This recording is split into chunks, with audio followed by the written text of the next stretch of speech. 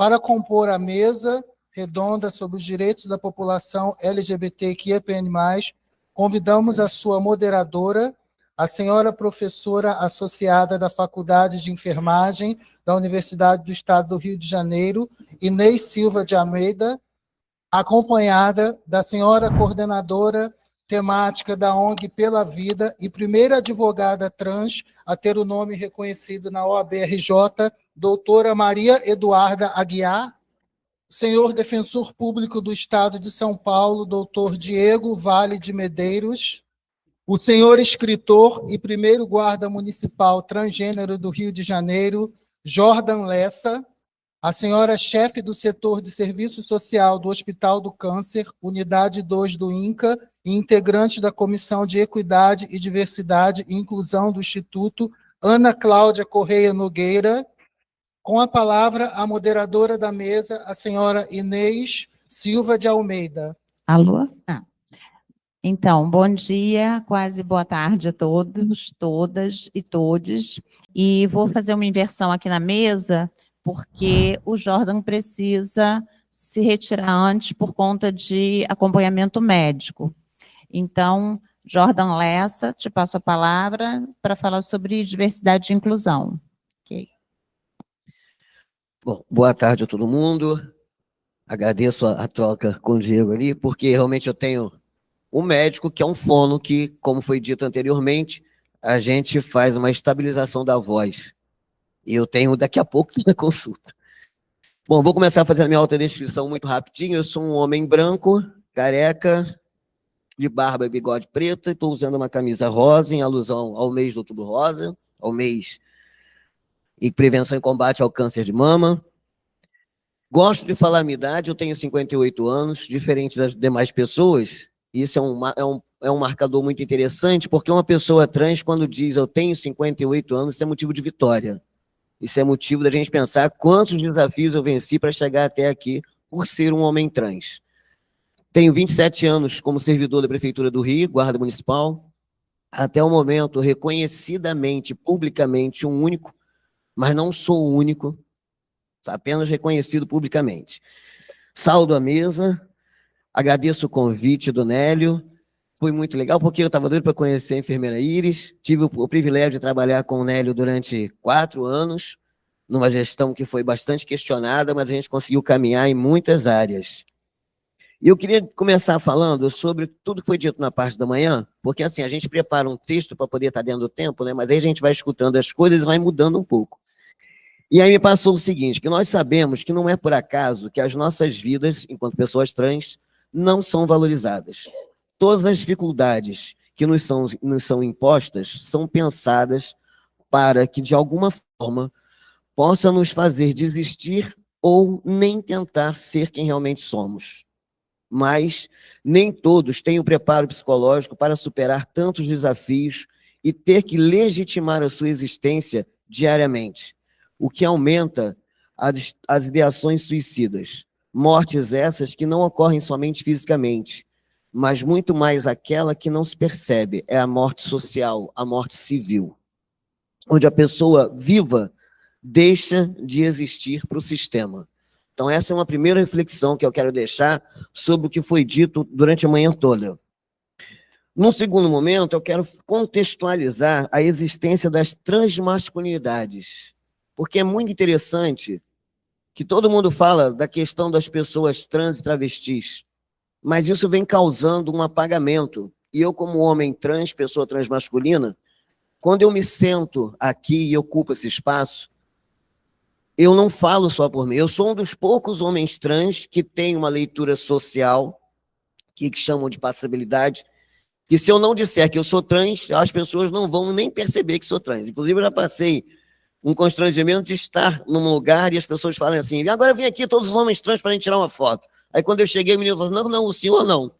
E eram só pessoas trans, né? Então agora eu tenho que dizer que sou trans.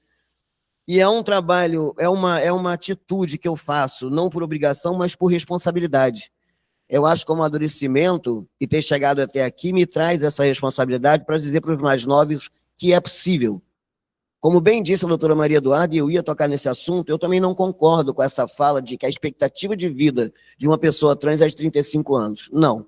A faixa etária onde as pessoas mais morrem, são assassinadas por violências, está entre 19 e 35 anos, mas isso não quer dizer que seja uma expectativa de vida. Se vocês pararem para olhar bem no cenário trans, vocês vão ver pessoas da minha idade, com 58, com 40, com 60 e até mais velhas, falando que a expectativa de vida é 35 anos. Então, isso é uma incoerência, né? Nós temos uma expectativa maior. Hoje nós temos mais avanços, sim, ainda com todas as dificuldades. Mas a faixa etária onde acontece o maior número de mortes, infelizmente, ainda é entre 19 e 35 anos. Esse mês aconteceu a 4ª Conferência LGBTQIA+, 9 anos depois da anterior, realizada em 2016. Naquela ocasião, estivemos pela primeira vez em um número expressivo. Éramos mais de 80 homens trans e participamos ativamente de todos os grupos de trabalho, apresentando propostas amplamente debatidas. Naquele encontro, firmamos um marco importante. A partir dali, a nossa identidade política seria reconhecida como homens trans. E o termo pessoas transgênero passaria a abranger travestis, mulheres trans e homens trans. Foi um avanço histórico, fruto de diálogo, coragem e presença. Entretanto, ao longo dos 9 anos que se seguiram, muita coisa mudou. Nossa identidade foi sendo silenciada e hoje quase não se fala mais em homem trans ou transhomem, como se identificava o pai da nossa luta, o João W. Neri, que no último dia 26 completou 7 anos da sua ausência física. O termo transmasculinidades ainda causa estranhamento e esse apagamento não é apenas simbólico, ele produz exclusões reais.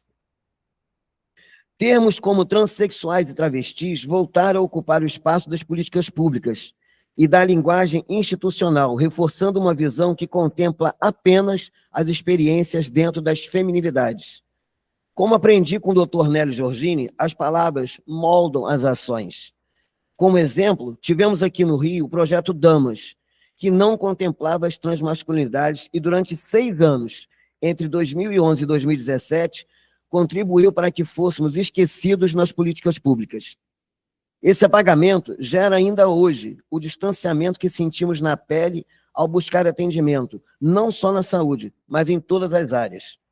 Esse quadro só mudou quando o Dr. Nélio Giorgini assumiu a gestão e mudou o nome do projeto para Trans Mais Respeito, passando a contemplar toda a diversidade de forma equânime, entendendo que, quando o nome não aparece, o corpo não existe. E quando o corpo não existe, os direitos também não. Costumo brincar, com uma ponta de dor e ironia, que não existe secretaria de homens, tampouco uma secretaria LGBTQIA+. E deveríamos ser atendidos pela Secretaria de Mulheres, pois é lá que as nossas demandas mais se aproximam. Mas essa compreensão ainda encontra resistência, pois somos colocados na mesma categoria dos homens cis, como se nossas vivências e necessidades fossem iguais. Não são. Nossos corpos não são cis, nunca serão. Homens trans menstruam, gestam, são alvos de abusos e violências sexuais, vulnerabilidade que a cisgeneralidade masculina não compartilha. Nos igualar aos homens cis é uma violação de direitos e uma violência que nega a nossa humanidade em complexidade. Faço aqui um recorte pessoal.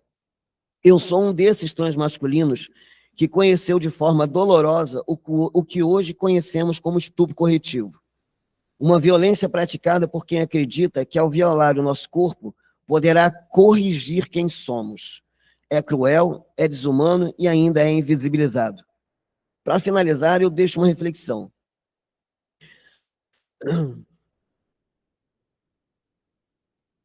Quando uma pessoa transmasculina ou um homem trans procurar você, lembre-se que por trás desse corpo há um acúmulo de violências, silenciamentos e tentativas de apagamento. E nada fere mais do que ouvir de quem deveria acolher. Mas você não é homem? Não nos coloque na mesma caixinha dos homens cis. Reconhecer as nossas especificidades é o primeiro passo para garantir que existamos com dignidade, política pública e respeito. Esse é um ponto que eu acho importantíssimo falar, porque quando a gente fala de acesso, Uma das maiores dificuldades para os homens trans e pessoas transmasculinas é justamente o acesso, mas não só de chegar a um local, de chegar a uma unidade, de chegar a um aparelho das instituições, mas é quando alguém olha para a gente e nos coloca nesse lugar de homem cis, como se a gente não tivesse um histórico que é igual ao das mulheres cis. Eu fiz a minha transição aos 46 anos de idade. Até os meus 46 anos, tudo que foi falado aqui hoje mais cedo se encaixa na minha vida. Porque eu fui expulso de casa aos 12 anos de idade, porque eu era lido como uma menina lésbica. Isso a gente está falando da década de final de 70, 80. E era assim que as famílias faziam. Essa expulsão de casa, ela veio depois de 2 internações em manicômio, porque era assim que se fazia. Terminou com uma internação, hoje a gente conhece como Degase, mas era do Candário Santos Dumont, na Ilha do Governador. Tudo isso levado pela minha família. Aos 16 anos eu sofro, e não foi nenhuma dessas condições, e também não foi quando eu estava em situação de rua, eu vivi em situação de rua. Depois eu me tornei mochileiro. Depois, quem quiser saber um pouquinho mais dessa história, é só entrar lá, @Jordan Lessa, que vocês vão saber. Aí tem que também fazer a minha propaganda. E assim, eu, aos 16 anos, sofri o que hoje a gente conhece como estupro corretivo. Não é coletivo. Coletivo é quando são vários agressores. O corretivo é quando um agressor acha que aquele ato vai fazer você mudar. Você vai deixar de ser quem você é. E o que eu ouvia era: você não quer ser homem? Então, eu vou te ensinar como é que faz para você ser mulher de verdade. O que falta para você é um homem como eu, enquanto ele me violentava. Dessa violência, eu gestei. E eu descobri a minha gestação com 21 semanas de gestação. Naquela época, aos 16 anos, eu nem sabia que eu poderia abortar. Eu nem sei se podia. A gente está falando de uma época que não tinha o ECA, não tinha uma série de políticas públicas e leis como tem hoje. Eu gestei, hoje meu filho tem 41 anos e meu neto tem 8 anos de idade. Então, chegar aqui hoje para poder falar e fazer o papel que eu cumpro na sociedade, o papel que eu tomei como missão, a pauta que eu abracei para a minha vida, traz toda essa bagagem que não foi fácil. E aí eu não falo só por mim, eu falo por muitos outros iguais a mim que estão lá fora e que não ocupam esses espaços.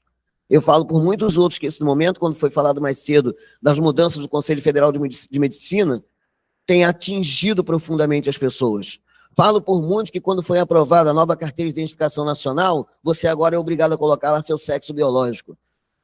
São pessoas que não conseguem mais se ver no cotidiano. E isso é o que a gente chama da morte civil, que precede a morte física.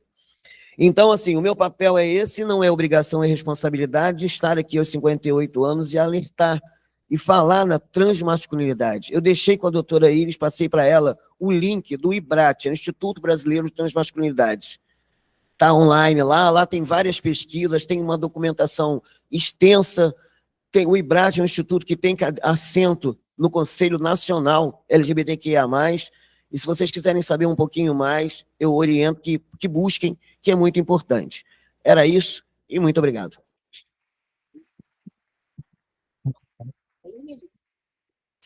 Então, eu agradeço, né? A gente só pode agradecer essas palavras da vivência do Jordan. Ele fica bem à vontade por conta do seu horário.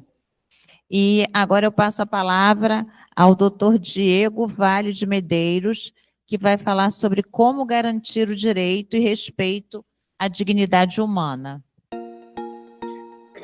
Queria convidar também a Maria Eduarda e também o Jordan para tirar foto conosco.